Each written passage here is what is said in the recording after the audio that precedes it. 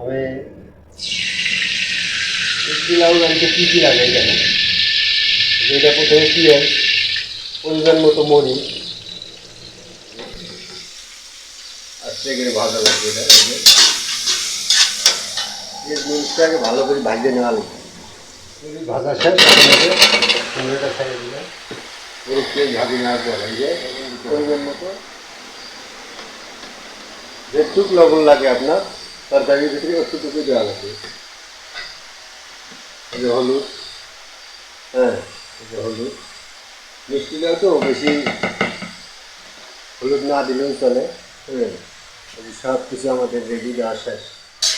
অনেক কষ্টের পর আমাদের এই যে কুমড়ার তরকারি হয়ে গেছে। সামান্য জিরার ফাঁকি দিতে হবে। আমাদের রান্না এই পর্যন্ত শেষ।